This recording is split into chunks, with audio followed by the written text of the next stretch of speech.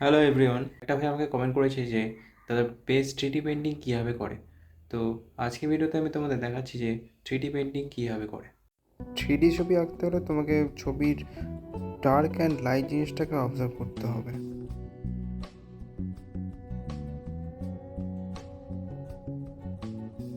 তো প্রথমে আমি এই বলটিতে যে ডার্ক পার্টটা আছে ওটা প্রথমে শেড করবো পেন দিয়ে শেড করার সময় কখনো ডার্ক একদম শেড করবে না, চেষ্টা করবে লাইট টু ডার্ক শেড করার।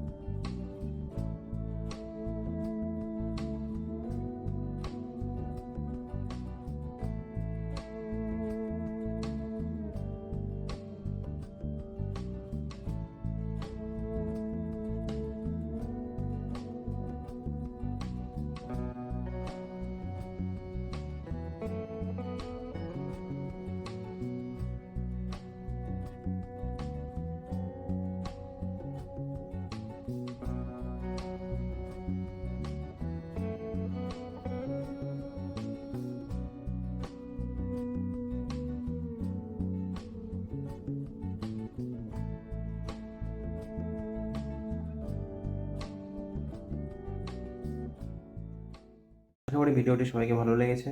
ভালো লেগে থাকলে অবশ্যই লাইক, শেয়ার অ্যান্ড কমেন্ট অবশ্যই করবে। তো দেখা হচ্ছে পরের ভিডিওতে। Bye bye.